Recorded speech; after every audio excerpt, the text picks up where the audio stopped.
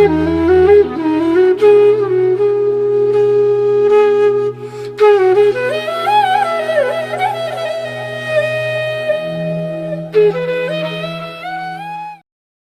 तो अपने मन में भाव रखो कि मैं जिस गुरु को नमस्कार कर रहा हूं वो इतना अंतर्यामी है, मुझे सुनाने की जरूरत नहीं है, बिना सुनाए मेरे नमोस्तु में ताकत होगी, तुम्हें मिल जाएगी। आप कभी करके देखना, एक और सुना के देखना और एक बिना सुनाए करके देखना, एक और पूरी सुनाना। और आज अभी सुनो, पूरी बात नहीं सुनाई है, हम इतने कष्टों में हैं।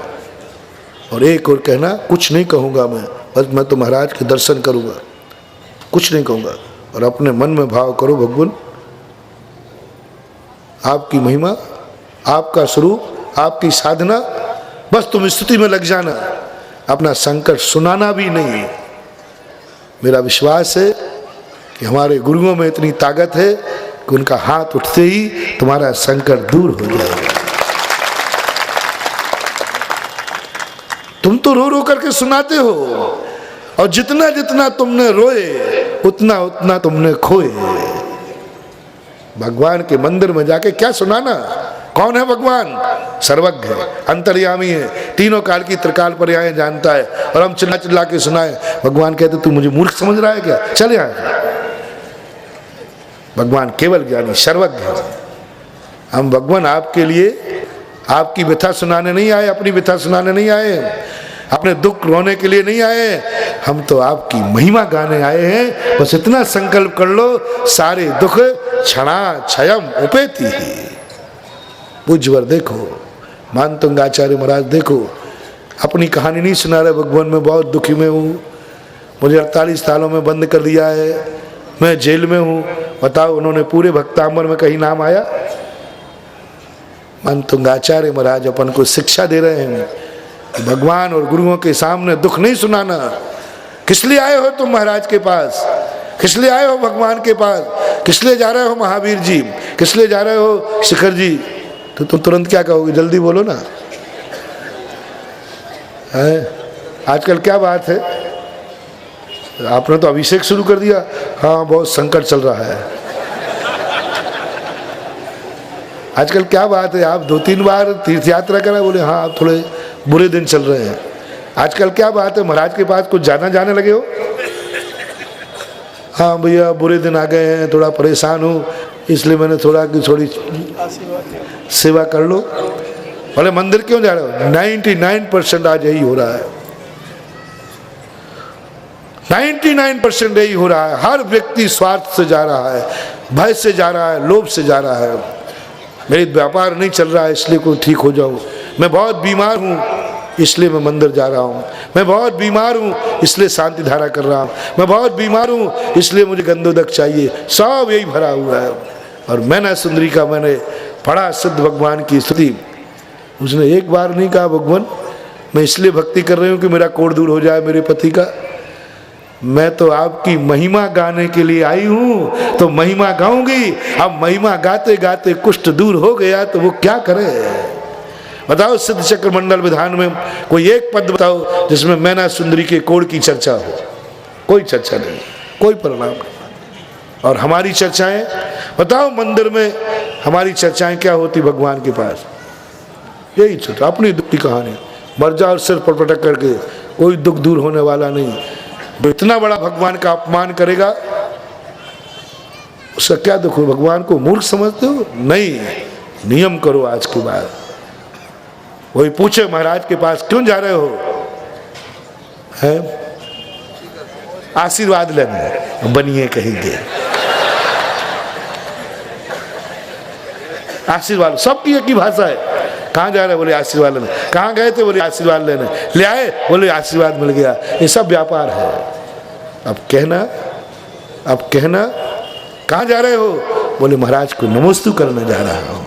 आशीर्वाद लेने भी नहीं, आशीर्वाद लिया नहीं जाता, आशीर्वाद तो मिलता है। आशीर्वाद तो तुम लेके आते, यानी तुमने सब्जी मंडी समझ रखा है। सब्जी मिलती नहीं है, सब्जी लेना पड़ती है। आशीर्वाद लिया नहीं जाता, आशीर्वाद तो मिलता है। फर्क नहीं है। व्यापार में वस्तु ली जाती है, मिलती नहीं है। धर्म में वस्तु ली नहीं जाती, धर्म में वस्तु मिलती है। आशीर्वाद लेने नहीं जा रहा हूँ, मैं तो नमोस्तु। तुम्हारे पास आशीर्वाद है कि नमोस्तु?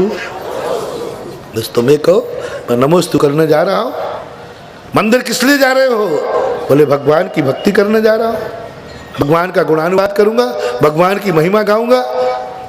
तो तुम अपनी कोई बात सुनाओगे? बोले पागल हो गए क्या, भगवान को क्या सुनाना? मैं तो भगवान की भक्ति गाऊंगा, महिमा गाऊंगा।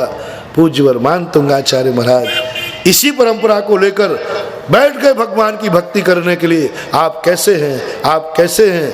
आपके स्तुमन से संकट दूर, अपने संकट की कहानी सुनाने से हुए हैं कि भगवान की भक्ति से हुए हैं? बताओ। तत्संस्तवेन भव संतति सन्नबद्धम पापम क्षणाक्षय मुपेति शरीर भाज्य। कितनी बड़ी बात है। अपन लोग कहाँ भटक रहे हैं, धर्म को भी बदनाम कर रहे हैं, भक्ति में कोई चमत्कार नहीं। और पूज्यवर मानतुंग आचार्य कहते आपकी महिमा गाने से, हमारी दुख की कहानी गाने से हमारे दुख दूर नहीं होंगे। हम पूरी जिंदगी भर भगवान को अपने कष्ट सुनाते रहे तो भी कष्ट दूर नहीं होंगे। हम तो भगवान की महिमा गाएंगे, इधर भगवान की महिमा गाएंगे, उधर जन्म जन्म के पाप क्षण में क्षय को प्राप्त हो जाएंगे। ऐसी ये कला आपको इस पिछले श्लोक से सीखना चाहिए। मैं इसलिए बताता जा रहा हूँ कि आपको मैंने कहा था ना, मुझे भक्तांबर पढ़ाना ही मात्र लक्ष्य नहीं है, मुझे तुम्हें भक्ति सिखाना है कि भक्ति कैसे करना चाहिए। क्योंकि भक्तांबर पढ़ने से क्या होने वाला है, यदि अपन भक्ति नहीं सीख पाए तो भक्तांबर पढ़ने से कोई लाभ होने वाला नहीं है। हमें पूज्यवर की हर पद पर कुछ ना कुछ एक ऐसी विशेषता देखना है जो विशेषता नहीं दोएंगे।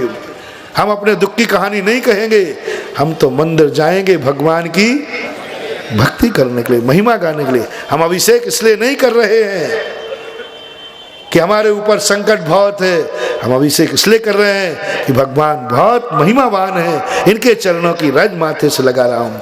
मैं शांति धारा इसलिए नहीं कर रहा हूँ कि मेरा संकट दूर हो जाए, मैं शांति धारा इसलिए कर रहा हूँ कि भगवान के अंदर की जो शांति है वो मुझे बहुत प्रभावित कर रही है, बहुत प्रभावित कर रही है। बस ऐसी ही शांति मुझे भी प्राप्त हो, इसलिए मैं कर रहा हूँ। चिंता मत करना। फिर महाराज हमारे संकट का क्या होगा वो तो और बता दो। सब मिटिया मेल कर दिया मैंने। महाराज होगा तो नहीं कि दूर के नहीं होगा। यदि तुमने मन में भी भाव रख लिया तो भक्ति नहीं, भूल जाओ। हम संकट की बात नहीं कहेंगे, मन में भी नहीं लाएंगे, वचन से भी नहीं कहेंगे। हम तो भगवान की भक्ति मन वचन काया उपयोग पूर्वक करेंगे। आप देखना, मानतुंग आचार्य महाराज पर विश्वास है। क्षणा क्षयम उपेति, एक क्षण में जन्म जन्म के संकट दूर हो सकते हैं। शर्त एक है, आज के बाद महाराज के पास किस लिए जाना? किस लिए जाना? दोस्त के लिए, आशीर्वाद के लिए नहीं। बैठने जाएंगे है? कई लोग तो महाराज के बाद बैठने भी जाते हैं। एक बार एक व्यक्ति को क्या था कि उसको बड़े लोग चढ़ाते थे कि तुम महाराजों के पास नहीं जाते हो, तुम महाराज को नहीं मानते हो। तो मैं वहाँ पहुँच गया, तो वो मैं ऊपर बैठा था, वो नीचे मेरे पास 5 मिनट बैठा और आ गया नीचे। बोले क्यों महाराज के पास? हाँ मैं महाराज के पास बैठ के आ गया हूँ। अब बुंदेलखंड में बैठना किसे बोलते हैं? किसी के यहाँ बैठ के आ रहा हूँ, बताओ भैया किसे बोलते हैं? जब कोई मर जाए। तो जैसे मैंने सुना कि मेरे यहाँ बैठने आया था, मैं घबरा गया कि मेरे यहाँ कौन मरा। तो हमारे यहाँ एक अलग निशंक सागर जी थे, बड़े बीमार रहते थे, अभी भी हैं वो, बड़े बीमार थे, हार्ट के। तो मैंने कहा लगता है कि वही सुधार गए। तो मैंने तुरंत उसको सुना और पूछा, किसी से पूछा, देखना निशंक सागर जी कैसे हैं? तो निशंक सागर जी बोले ठीक ठाक बैठे थे। फिर मैंने कहा इसको बुलाओ, पहले मरा नहीं तो बैठने आया क्यों? फिर दूसरे दिन मैंने प्रवचन किया, ये वो नगर है जहां मरने के पहले ही लोग बैठने आ जाते हैं। दुनिया में तो मरने के बाद बैठते हैं, और यहाँ तो मरने के पहले ही बैठने आ गए। अरे भैया, मरने के पहले 13वां कर लेते हैं। गुरु के पास बैठने नहीं जाया जाता, गुरु के पास जाया जाता है नमोस्तु करने के लिए। भगवान के पास दस्तूर पूरा करने नहीं जाया जाता है, भगवान के पास भगवान की महिमा गाने के लिए जाया जाता है। नमोकार मंत्र की माला संकट दूर करने के लिए नहीं भेजी जाती। नमोकार मंत्र की माला इतनी पवित्र है, इतनी पवित्र है कि मैं उसको फेर करके अपने हाथ को, अपने मुंह को, अपने मन को पवित्र कर लूं, इसलिए हम माला फेरते हैं। कोई पूछे माला क्यों फेर रहे हो, तो ये मत कहना बहुत संकट है, ये कहना मैं पवित्र होने के लिए फेर रहा हूँ, निर्मल होने के लिए फिर रहा हूँ।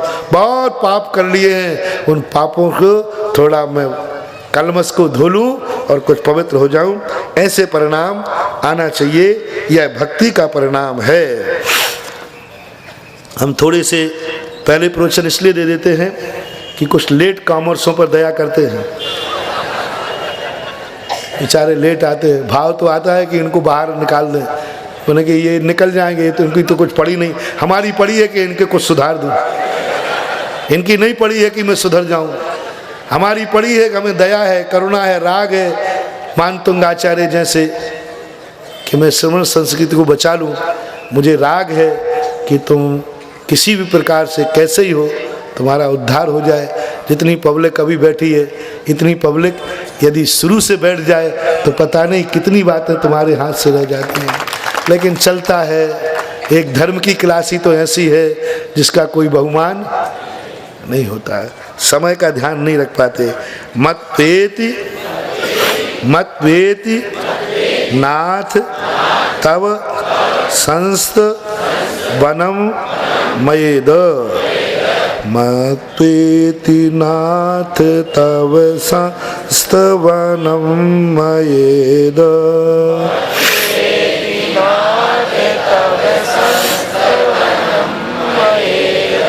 मारभ्यते तनुधिया पी तव, आधा पा का उच्चारण करना, साइलेंट है यहाँ पा, लिखा नहीं गया क्योंकि पा के नीचे रा आ गया और वाह ह्रस्व अक्षर वाला है। तव प्रभावात मारभ्यते तनुधिया पीतवा प्रभावा।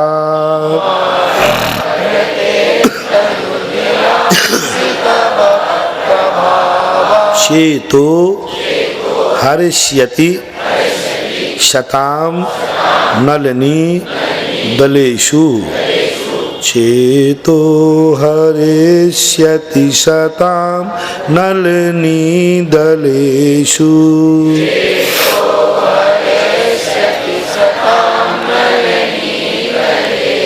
मुक्ता फलद्युति, एक साथ पढ़ना पड़ेगा क्योंकि देखो डैश लगे ना, हमने कहा था ना जहाँ डैश लगे हों उसका अर्थ है कि उसका संबंध आगे के अक्षर से है। मुक्ता फलद्युति मपैत ननूद बिंदु, मुक्ता फलद्युति मपैत ननूद बिंदु।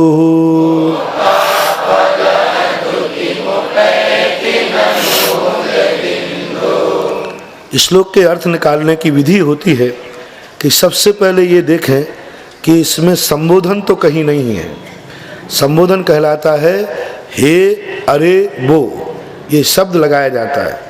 तो यहाँ पर नाथ के बाद देखो एक प्रश्नवाचक चिन्ह लगा कि नहीं, तो उसका अर्थ है हे नाथ, हे नाथ। तो पहले अपन हे नाथ को लेवें, संबोधन को अपन पहले किसको संबोधन, किसके प्रति कर रहे हैं, किसके प्रति अपनी भावना व्यक्त कर रहे हैं, किसके लिए अपने वचन बोल रहे हैं। जिसके लिए अपन वचन बोल रहे हैं उसका उच्चारण, उसका अर्थ लगाते समय पहले बोलना हे नाथ।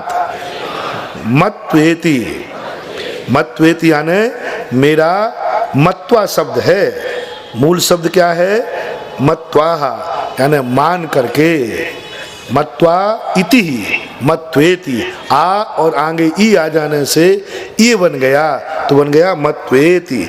मूल शब्द है ऐसा मान करके, इति यानी ऐसा, इति यानी इस प्रकार लिखा ना, हमने कहा ना मत्वाह, और क्या निकले आगे? इति, तो मत्वेति बन गया।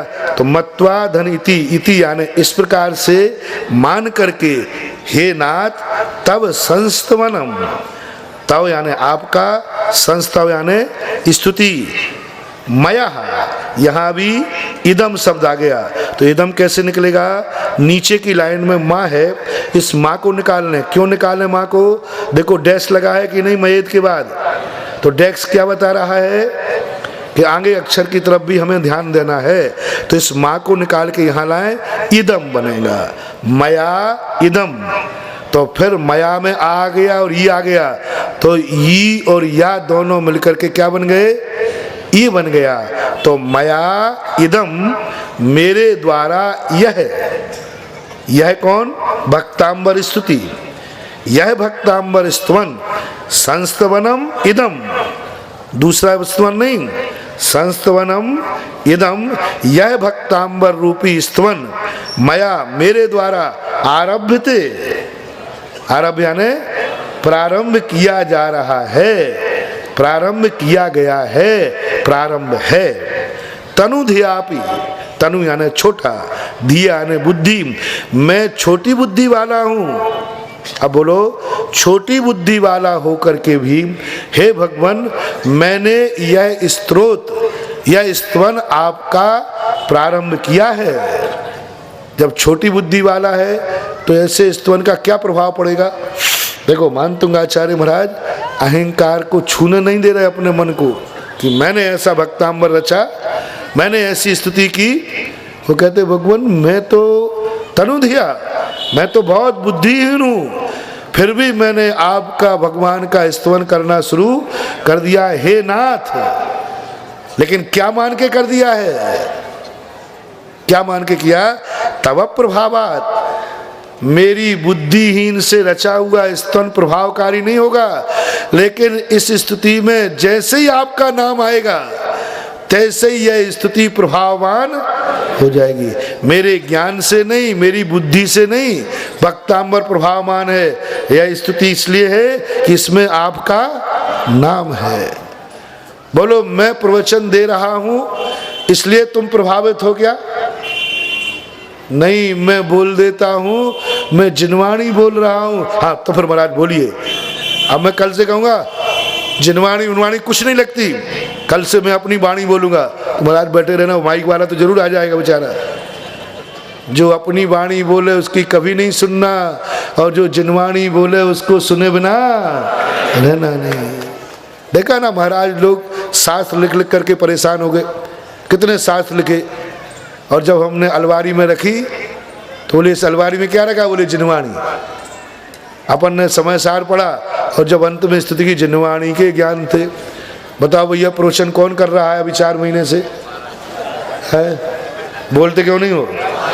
मेरे गले से पूछ लो, मैं कर रहा हूँ। लेकिन तुम लोगों ने आज तक एक बार नहीं कहा कि महाराज की वाणी। जैसे ही हम पूरे 1.5 घंटे में पसीना बहाऊं, गला सुखाऊं, और अंत में तुम खड़े होते जिनवाणी के ज्ञान थे, मर गया मैं तो। अरे मजदूरी तो दो रे भाई। बहुत बड़ा रहस्य है। चाहे महाराज सुनाए, चाहे गणधर परमेष्टि सुनाए, लेकिन सम्यक दृष्टि कहता है मुख भली कोई भी हो, लेकिन मैं तो जिनवाणी ही सुनूंगा। साउंड भली कोई भी हो, मुख से कोई भी बोले, लेकिन मैं तो इसलिए सुनूंगा कि यह जिनवाणी ही है। इसी का परिणाम स्वरूप है कि भली किसी आचार्य का ग्रंथ पढ़े, चाहे भली कोई महाराज सुनावे, लेकिन प्रवचन के बाद अपन स्तुति किसकी करते हैं? जिनवाणी की करते। करना यही है, यही है, इसको चूक मत जाना, तभी ये देशना लब्धि का कारण बनेगी।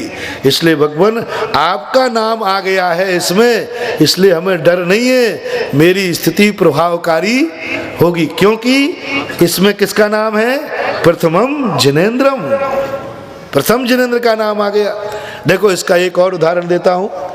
एक पंचायत बैठी मीटिंग, तो एक व्यक्ति ने कहा, बोले भाई हमारा प्रस्ताव ये करना, ये कार्य होना चाहिए। सबने कहा हमारा विरोध है। मीटिंग में विरोधी तो बैठा ही रहता है। पूरी अभी सुने ही नहीं, बोले भाई पूरी तो सुनो। बोले क्या सुनना? जो तुम सुनाओगे उसका विरोध है। बात खत्म। अरे भाई पहले पूरी तो बात कह देने रे। बोले क्या कहना, मैंने कह दिया ना, तुम जो भी कहोगे हमारा विरोध है। अब देखना उस व्यक्ति की कोई कीमत नहीं, साहब ने विरोध कर दिया। बोले इसकी बात बनू सुनना ही नहीं। उसने कहा भैया पूरी सुनो तो सही, ये जो मैं कहने आया हूँ ये महाराज ने कहा। महाराज ने कहा ठीक ठीक ठीक ठीक भाई पास कर दो सर्वसम्मति से। अब बात तो वही थी, बात दूसरी थी कि वही थी। पहले क्या हो रहा था, जैसे ही तुमने उसने महाराज का नाम लिया तो अब क्या हो गया तुम्हें, सपोर्ट, वोट ही नहीं सपोर्ट। महाराज ने कहा अच्छा अच्छा सर्वसम्मति से पास किया जाता है। बोलो वह बात किसके प्रभाव से मान्य हो गई, बात मान्य नहीं थी। कभी कभी बात मान्य होती है, कभी कभी बात मान्य नहीं होती, बात को रखने वाला व्यक्ति मान्य होता है। जैन दर्शन ने तो स्पष्ट कहा वचन की प्रमाणता नहीं है, वक्ता की प्रमाणता है। वचन की प्रमाणता नहीं है, वचन भली छोटे मोटे हो लेकिन वक्ता कैसा है, बहुत अच्छा बोलने वाला है लेकिन वक्ता खोटा है तो वक्ता की प्रमाण। पूज्यवर वीर सेन स्वामी महाराज ने स्पष्ट लिखा वक्ति वचनों की प्रमाणता नहीं है, वक्ता की प्रमाणता है। मंत्र की प्रमाणता नहीं है, मंत्र फेरने वाले की प्रमाणता है। चमत्कार भक्तांबर नहीं है, भक्तांबर पढ़ने वाले में चमत्कार है। भक्तांबर में अकेला चमत्कार होता तो अभी तक तो टेप रिकॉर्ड को भी, क्योंकि वो भी बोलता रहता है भक्तांबर में चमत्कार नहीं है, भक्तांबर पढ़ने वाला कैसा है, भक्तांबर कैसा है ये ज्यादा नहीं देखना, भक्तांबर पढ़ने वाला कैसा है। दवाई कैसी है ये नहीं देखी जाती, डॉक्टर दवाई देने वाला कैसा है, दवाई देने वाला कैसा है। वो जहर दे रहा है बोले चलेगा, कौन दे रहा है, बोले डॉक्टर साहब। पूज्यवर कुंद कुंद भगवान ने लिखा जय विष्णु भुजंतो बेजो पुरुषो न मरण मुव्यादि तय पुग्गल कम्म सुदयम न वज्जदे नानी। जहर भी यदि दे रहा है तो खा लेना, शर्त एक है कि वैद्य के हाथ से लेकर खाना, क्योंकि वैद्य के हाथ का दिया हुआ जहर मारने वाला नहीं हो। जय विष्णु भुजंतो बेजो पुरुषो न मरण मुव्यादि। वैद्य पुरुष यदि जहर भी देता है तो वह मारने के लिए नहीं देता, बचाने के लिए ही देता है। इसलिए वक्ता का वचन कैसा है।